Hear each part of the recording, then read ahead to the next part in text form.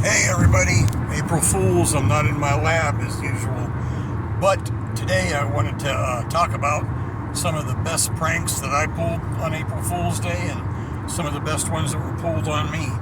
First of all, let me tell you about a few of the really good ones I did. One of the first ones was when I was in high school, and I was in the art department. I had a lot of classes in the art department because that was my more or less major, and it turned out to be my major in college, medical illustration. So anyway, one day I was in the art department, and I got along really well with the teachers, and I asked the teacher, I said, can I use your office for a minute? And he's like, sure. So I went in there, and I picked up the phone, and I called my mom, and I said, Mom, and I used a real somber voice. I said, Mom? She's like, yeah? I said, Mom, I'm in jail. She's like, whoa, Mark, I knew you didn't. She started ripping me anew, and I finally started laughing. I said, no, Mom, I'm not in jail. I said, I'm just April Fool's, And she was like, oh, my gosh. And I said, now, wait a second. I've never been in trouble in my life. I got good grades in school. I've never done anything that, would ever, thuggish or anything like that. And I said, what are you saying? You know I would end up in jail. And she was just, I don't remember what she said, but scared her a little bit that day. Now, I think it was the same day, or it might have been the next April Fool's. I was still in high school.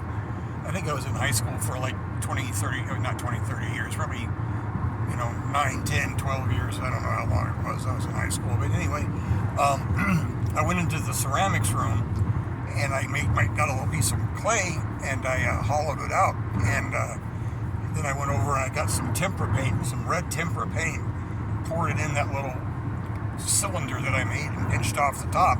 Now, in the regular art room, we had a substitute that day, and I went in there and I started goofing around with those big ass paper cutters, the big ones, and she told me to stop, and I was like, okay, and then I kind of went back over and was goofing around with it some more, and she's like, you need to stop that, and I said, okay, and then I went over one more time and I sliced it down real hard, and I was like, gosh, I squeezed that piece of clay, and all that red tempera paint shot out all over the cutting board. And she's like, what'd you do? What'd you do? And there was all this red, mess all over. It looked like I'd cut myself. And then I pulled it on the substitute. I said, April Fools. Well, I know that my regular art teacher wasn't there, but I tried the same stunt on her. Pulled it, did it. She just looked at me with this scowl, and she just said, clean it up. She knew better. She knew I was screwing around. And, so anyway, those are two of the pranks I pulled that were pretty darn good. I'm trying to think if there's any others that I pulled on friends or whatnot, but I'm sure some of my friends will chime in eventually here. And but a couple of the ones that were pulled on me, or I was witness to, one of them was I was in my room, and it was nighttime, and I was with my friend from across the street, and he and I were just hanging out, talking, listening to music and all that.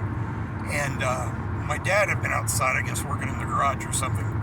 And he comes up to my bedroom window, and he had a flashlight under his face, how it lights you up, looks pretty creepy.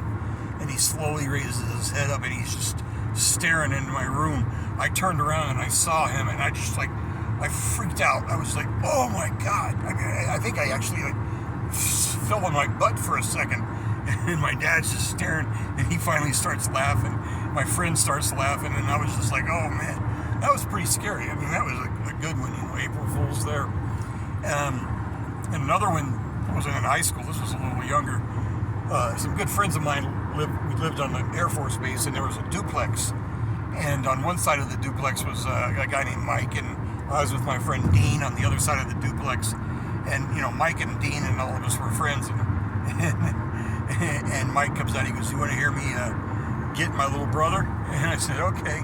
So we're standing, Dean's room was right up against the little brother's room. So we're listening to the wall, and then all of a sudden we hear, yee, yee, yee, like that.